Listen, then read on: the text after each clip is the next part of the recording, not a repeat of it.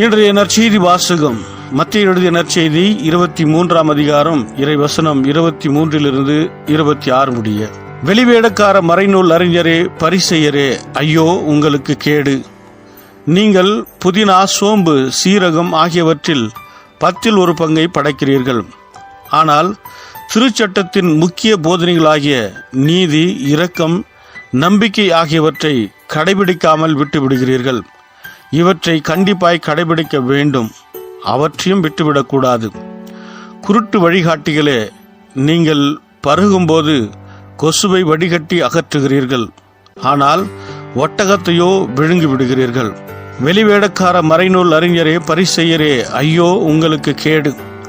ஏனெனில் நீங்கள் கிண்ணத்தையும் தட்டையும் வெளிப்புறத்தில் தூய்மையாக்குகிறீர்கள், ஆனால் அவற்றின் உட்புறத்தையோ கொள்ளை பொருள்களாலும் தன்னல விருப்பங்களாலும் நிரப்புகிறீர்கள். குருட்டு பரிசேயரே, முதலில் கிண்ணத்தின் உட்புறத்தை தூய்மையாக்குங்கள், அப்பொழுது அதன் வெளிப்புறமும் தூய்மையாகும். இது கிறிஸ்து வழங்கும் நற்செய்தி. கிறிஸ்துவே உமக்கு புகழ். ಮತ್ತಾಯ ಅಧ್ಯಾಯ 23 ವಚನ 23-26 ಧರ್ಮೋಪದೇಶಕರೇ, ಪರಿಸಾಯರೇ, ನಿಮ್ಮ ಗತಿ ಏನು ಹೇಳಲಿ? ನೀವು ಕಪಟಿಗಳು! ನಿಮ್ಮಲ್ಲಿರುವ ಪ್ರತಿಯೊಂದರಲ್ಲೂ ನಿಮ್ಮ ಪುದೀನ, ಸಬಕ್ಸಿನ ಸೊಪ್ಪು, ಜೀರಿಗೆ ಗಿಡಗಳಲ್ಲಿಯೂ ಸಹ 10 ಪಾಲನ್ನು ದೇವರಿಗೆ ಕೊಡುತ್ತೀರಿ. ಆದರೆ ಧರ್ಮಶಾಸ್ತ್ರದ ಬೋಧನೆಗಳಲ್ಲಿ ನಿಜವಾಗಿಯೂ ಪ್ರಾಮುಖ್ಯವಾದ ಆಜ್ಞೆಗಳನ್ನು, ಅಂದರೆ ನ್ಯಾಯವನ್ನು, ಕರುಣೆಯನ್ನು, ಯಥಾರ್ಥತೆಯನ್ನು ನೀವು ತೊರೆದು ಬಿಟ್ಟಿದ್ದೀರಿ. ಈ ಆಜ್ಞೆಗಳಿಗೆ ನೀವು ಮೊದಲು ವಿಧೇಯರಾಗಿ ಈಗ ಮಾಡುತ್ತಿರುವಂತ ಕಾರ್ಯಗಳನ್ನು ಮಾಡಬೇಕಿತ್ತು. ನೀವು ಜನರಿಗೆ ಮಾರ್ಗದರ್ಶನ ಮಾಡುತ್ತೀರಿ, ಆದರೆ ನೀವೇ ಕುರುಡರು. ಒಬ್ಬನು ತಾನು ಕುಡಿಯುವ ಪಾನೀಯದೊಳಗಿಂದ ಸಣ್ಣ ಸೊಳ್ಳೆಯನ್ನು ತೆಗೆದುಹಾಕಿ ಆಮೇಲೆ ಒಂಟೆಯನ್ನು ನುಂಗುವವನಂತೆ ನೀವಿದ್ದೀರಿ.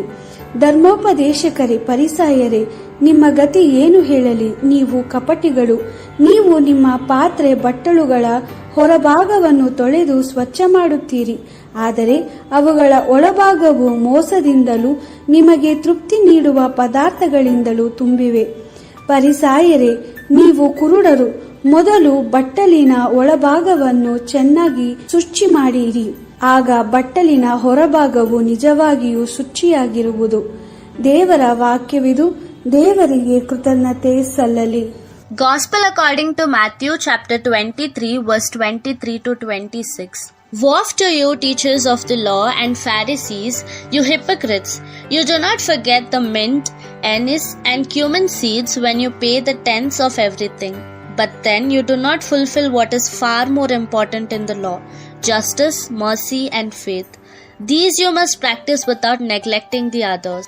Blind guides, you strain a fly but swallow a camel. Woe to you, teachers of the law and Pharisees, you hypocrites!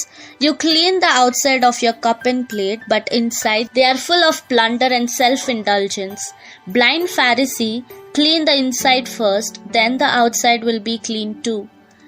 This is the word of the Lord. Thanks be to God.